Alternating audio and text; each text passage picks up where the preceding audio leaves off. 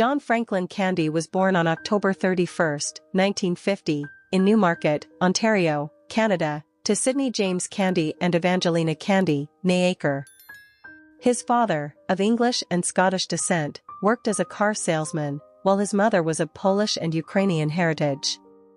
Tragically, John's father passed away from heart complications when John was just 5 years old. This loss deeply affected him and remained a shaping force in his life, especially in terms of his views on family and mortality. Candy was raised by his mother in a working-class Roman Catholic household.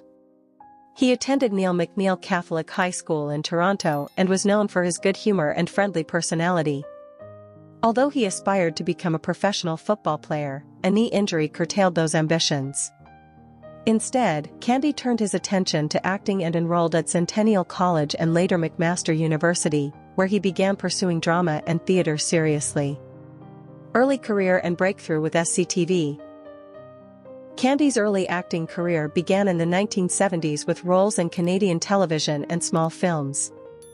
His big break came when he joined the Toronto branch of the Second City, a renowned improvisational comedy troupe. This led to his involvement in the sketch comedy show SCTV, Second City Television, which became a Canadian and eventually international hit. On SCTV, Candy developed a slew of iconic characters such as Johnny LaRue, Dr. Tongue, and Yash Shmenge. His performances were marked by a blend of absurdist humor, clever satire, and physical comedy.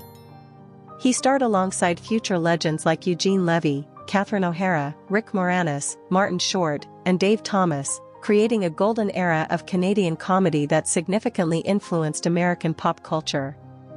SCTV ran in various formats from 1976 to 1984, during which time Candy's versatility and charisma made him one of its breakout stars. His ability to play both the lovable goof and the outrageous caricature became a hallmark of his comedic identity. Hollywood career and rise to stardom. Following his success with SCTV, John Candy transitioned into Hollywood films in the late 1970s and early 1980s. His first prominent film role was a supporting part in Steven Spielberg's 1941-1979.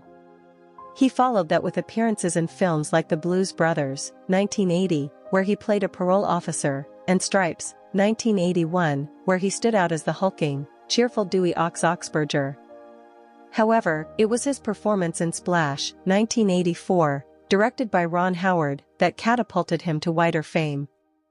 Playing the wild but caring brother of Tom Hanks' character, Candy stole scenes with his comedic timing and natural charm. This role proved he could bring warmth and depth to supporting characters. Leading roles and comedic peak. The mid to late 1980s marked the peak of John Candy's career, as he moved into leading man territory in a string of successful comedies. Some of his most notable and beloved films from this era include Summer Rental, 1985. A family vacation comedy that showcased Candy's everyman appeal. Volunteers, 1985, reunited with Tom Hanks in a Peace Corps satire. Armed and Dangerous, 1986, a buddy cop comedy with Eugene Levy. Spaceballs, 1987, a Mel Brooks sci-fi spoof where Candy played Barf, a lovable mug, half man, half dog.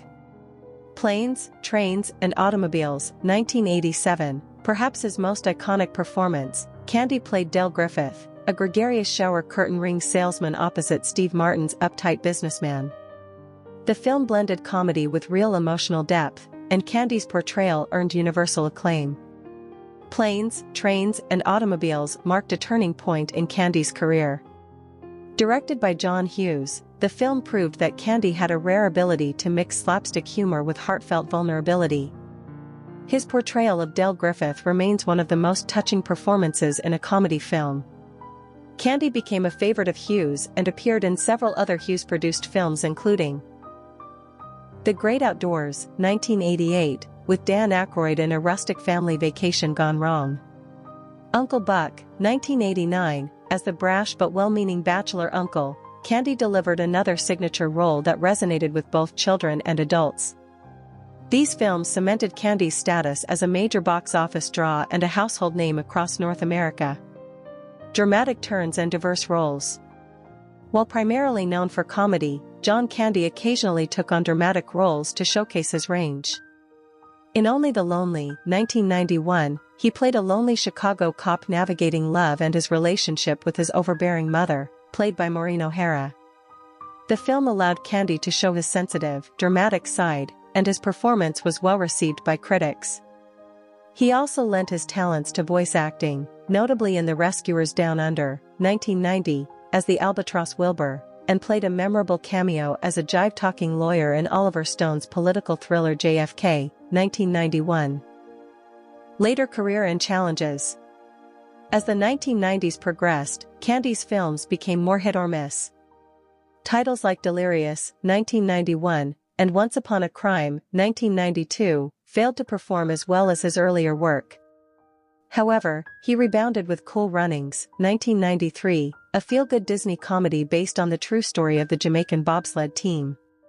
Candy played the disgraced coach seeking redemption, a role that once again highlighted his capacity to blend humor with heart.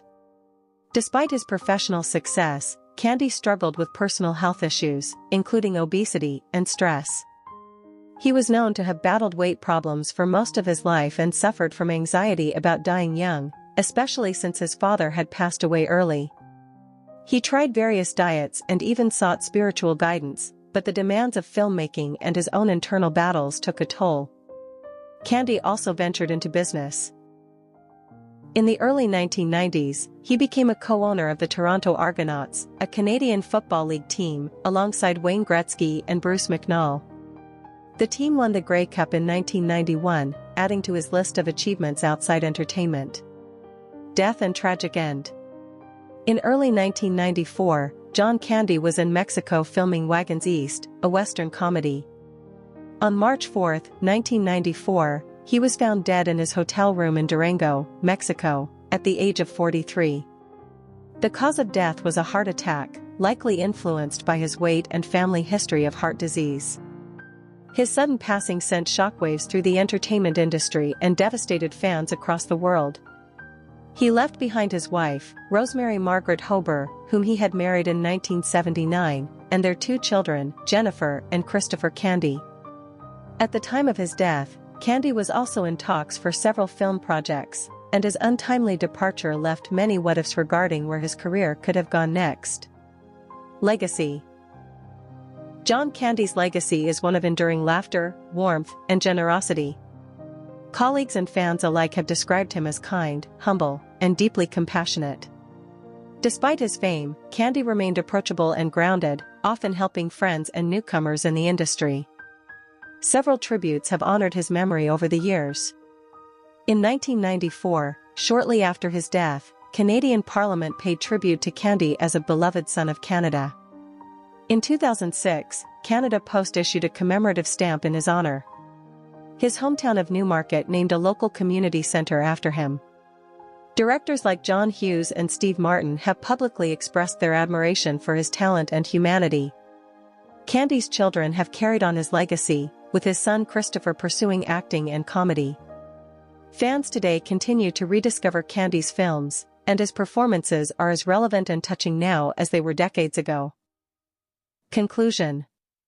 John Candy's career was a celebration of joy, resilience, and sincerity. He had a unique ability to make people laugh while also touching their hearts, a rare quality in any performer. Whether playing a bumbling uncle, a misunderstood salesman, or a lovable alien, Candy brought every role to life with his unmistakable warmth and talent. His life, though tragically short, was filled with creative brilliance, kindness, and a commitment to making the world a bit happier. As long as people continue to laugh and find comfort in his movies, John Candy will never truly be gone.